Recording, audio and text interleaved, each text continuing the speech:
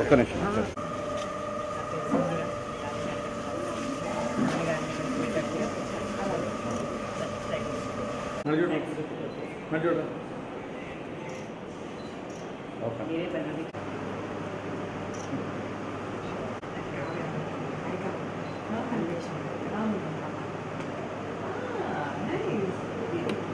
మీరు వచ్చిన last time వచ్చారు వెరీ నైస్ నేను చెప్పను ఏం చెప్పాను స్టాఫ్తోనే ఉంటాడని చెప్పాను. పేరు డాక్టర్ సింధూరా నారాయణ. నేను మాజీ మంత్రి నారాయణ గారి పెద్ద పాపను. ఈరోజు 45వ డివిజన్లో ఇక్కడున్న టీడీపీ కార్యకర్తలందరితో కలిసి పొగతోట నందు ఇంటింటికి వెళ్ళి ప్రచారం చేయడం అన్నది జరుగుతోంది. మీరు ఇప్పుడే సృజన్ గారు మాట్లాడడం విన్నారు. అలాగే ఇక్కడున్న మిగతా టీడీపీ కార్యకర్తలు, అది బూత్ ఇన్ఛార్జెస్ అవ్వచ్చు, లేకపోతే మహిళా శక్తి కావచ్చు, లేకపోతే యూత్ ఇన్ఛార్జీలు కావచ్చు, అందరితోనూ కలిసి ఇంటింటికి వెళ్ళడం అన్నది జరుగుతోంది.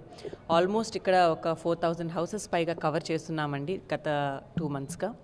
అయితే నాకు అర్థమైంది ఏంటంటే, ఈ హౌసెస్కి వెళ్తూ ఉంటే వేరియస్ పీపుల్ని కలుస్తున్నాము. అంటే కులమతాలు అనే భేదం లేకుండా, అలాగే ఏజ్ అనే భేదం లేకుండా ప్రతి ఒక్కరితోనూ ఇంటరాక్షన్ అన్నదానికి పాసిబుల్ అవుతోంది ఇంటింటికి వెళ్ళి చేసే ప్రచారంలో.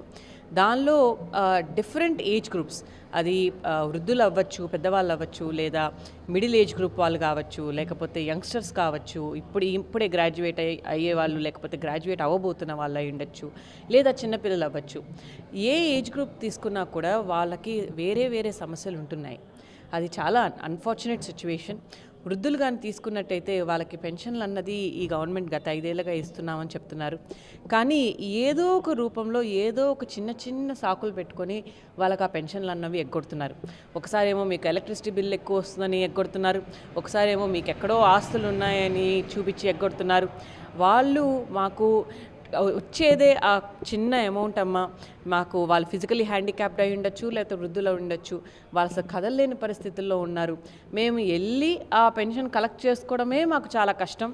ఇంకా మా చేత ఇంత పేపర్ వర్క్ అవి ఇవి చేయిస్తున్నారు, అయినా చివరికి డబ్బులు రావట్లేదు. ఎంత కష్టమో ఆలోచించండి అని వాళ్ళు వాపోతున్నారు. లక్కీగా మనకి తెలుసు ఇంకొక 1 monthలో ఎలక్షన్స్ ఉన్నాయని, చంద్రబాబు నాయుడు గారు రాబోతున్నారని.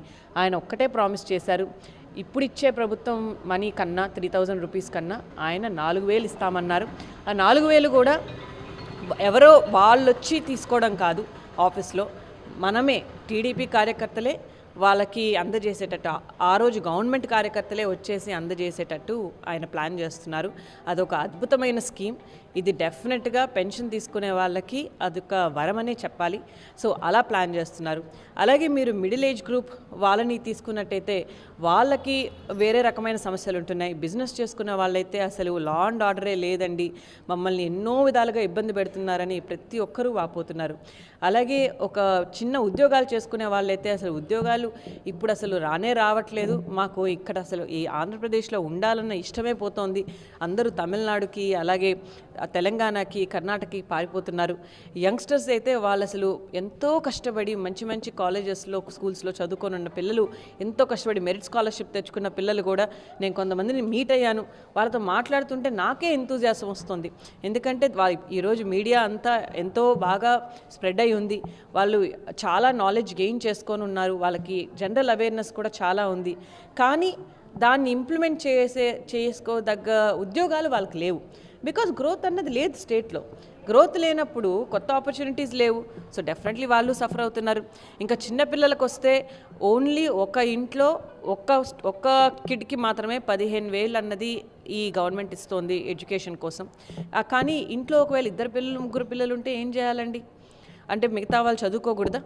కాబట్టి టీడీపీ చేసిన కొత్త ప్రామిస్, డెఫినెట్గా ఇంట్లో ఎంతమంది పిల్లలు ఉంటారో వాళ్ళందరికీ ఒక్కొక్క స్టూడెంట్ తరపున, అంటే ఒక్కొక్క కిడ్కి 15,000 రూపాయలు ఇప్పిస్తున్నారు. అంటే 2 పిల్లలు ఉంటే 30,000, 3 పిల్లలు ఉంటే 45,000 ఇలా ఇప్పిస్తున్నారు. సో డెఫినెట్గా టీడీపీ విజన్ అన్నది ఆ 2-3 పథకాలు నేను ఏవైతే ఇప్పుడు చెప్పానో వాటితోనే తెలిసిపోతుంది. ఇవే కాదు, ఇయర్లీ 3 గ్యాస్ సిలిండర్లు ఆడవాళ్ళకి అందజేసేటట్టు ప్రామిస్ చేస్తున్నారు. ఇలా ఎన్నో ప్రామిస్ చేస్తున్నారు. ఆల్రెడీ మీ అందరికీ తెలుసు 2014 నుంచి 19 వరకు నారాయణ గారు ఇక్కడ నెల్లూరు నుంచి ఎమ్మెల్యే కాకపోయినా ఇక్కడ ఎలాంటి మంచి పనులు చేయించారో, అది అండర్ గ్రౌండ్ డ్రైనేజ్లు అయితే కానివ్వండి, అన్నా క్యాంటీన్లు కానివ్వండి, లేదా బారాషాహి దర్గా కానివ్వండి, లేకపోతే షాదీ మంజిల్ కానివ్వండి, పార్కులు కానివ్వండి, అంగన్వాడీ వర్కర్స్ని డెవలప్ చేయడం కానివ్వండి, ఏదన్నా కానివ్వండి, డెఫినెట్గా ఆ పనులన్నీ ఈసారి ఎలక్ట్ అయిన తర్వాత పూర్తి చేస్తారు. టిట్కో ఇల్లులు కానివ్వండి, ప్రతి ఒక్కరికి ఇల్లు, దోమలు లేని నగరం, మంచినీటి సరఫరా, ఈ 3 డెఫినెట్గా వచ్చిన వెంటనే చేయిస్తారు. అది మేము చెప్పడమే కాదు, ఈ ఇంటింటికి వెళ్ళి ప్రచారం చేసే ప్రాసెస్లో ప్రజలే మాకు చెప్తున్నారు, ధైర్యం ఇస్తున్నారు. ఈ 1 మంత్లో డెఫినెట్గా టీడీపీ వస్తుంది, అత్యధిక మెజార్టీతో వస్తుంది. నారాయణ గారు ఎమ్మెల్యేగా మంచి మెజార్టీతో విన్ అవుతారు. అలాగే వేమిరెడ్డి ప్రభాకర్ రెడ్డి గారు కూడా ఎంపీగా నెల్లూరు నుంచి డెఫినెట్గా మంచిగా విన్ అవుతారు. అండ్ టీడీపీ ప్రభుత్వం మళ్ళీ ఫామ్ అయ్యి మన కష్టాలన్నీ తీరుస్తుంది. మంచి ప్రోగ్రెసివ్ స్టేట్గా ఏపీ తయారవుతుంది. Thank you so much.